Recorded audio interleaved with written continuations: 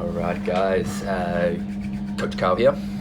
This is actually my second video that I'm doing today about fat loss because Instagram just told me that they need to be 15 minutes or shorter, and I just did a 25-minute one. So I'm going to try and keep this a little bit shorter for you guys, but I want to talk fat loss, alright? So when you're first starting your fat loss journey, I would be trying to keep it to three main factors, alright, that you should really focus on. It makes it just a little bit easier for you to stay on track and just focus on the real important things. Everything else will come with time, all right? But just get these three things down pat, okay? So number one, fat loss is about getting healthy, all right? So the first thing you need to do is check out your gut health, all right?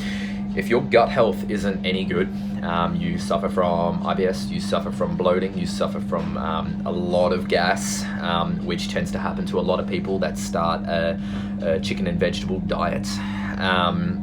That's where you've got to start, all right? So the main couple of things that I just like to implement to most people that I train is increase their fiber intake. So that can be through a Metamucil drink or something of the sort. You can get it through other means. Psyllium husk is one way. Cruciferous vegetables is another. So just start to do a little bit of research on fiber and try and get a little bit more into your diet. Quick note on fiber. Without water, fiber is quite useless, so make sure you're well hydrated as well. When you have fiber, whether it's through vegetables, whether it's through Metamucil or other substances, make sure that you get around 300 to 500 mils of water right away, all right? Just get it down with it, because what fiber does is it binds to things inside the intestinal tract. And if you don't have the water to flush it down, then it's just going to sit there, and you'll really feel stomach aches, worse indigestion, little things like that. So fiber and water coupled together, all right? Add them in straight away. Another quick one I don't want to touch too much on is increase your sodium intakes, all right? So most people avoid salt when they go onto a diet. They stop taking it altogether. I know there was a lot of talk of it increasing hypertension or high blood pressure. Stan Efferding talks amazingly on these points. That's not true. For other than people that are already sensitive to salt, it does not increase blood pressure. So if you want to know more about that, DM me. I'll happily point you in the right direction to give yourself some more information on that. But increase sodium, so that can just mean half a teaspoon of salt in the morning, or salting your food to tastes.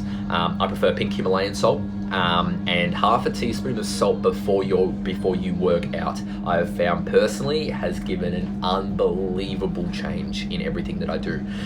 So try it for yourself, all right? See how it feels and go from there, all right? Tell me your experiences. I want to know just as much about you guys, all right?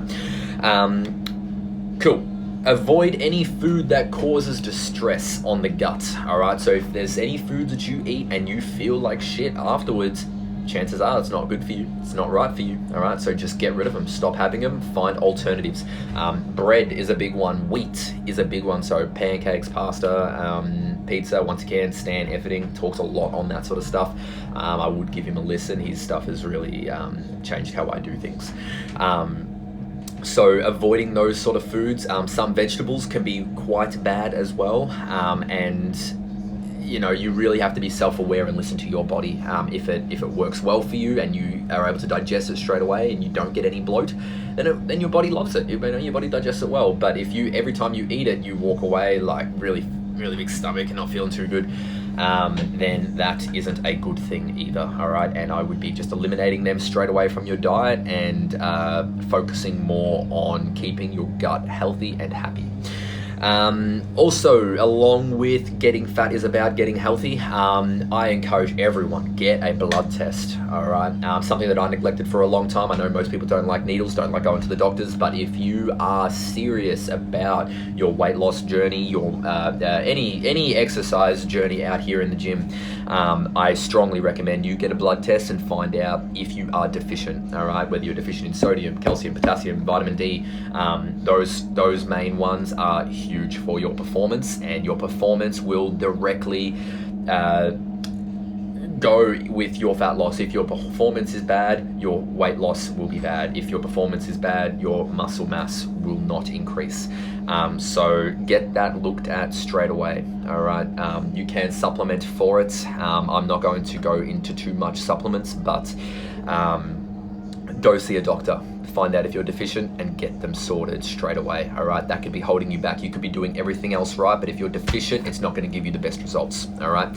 Now, as far as training goes, I personally, for people that already have trained with me or see the stuff that I do, I'm a firm believer in weight training, resistance training, and high intensity cardio. All right, that's why I do work out of the weeks. I believe that's about as much cardio as you need, and then I try and focus the rest of the sessions on resistance training and weight training.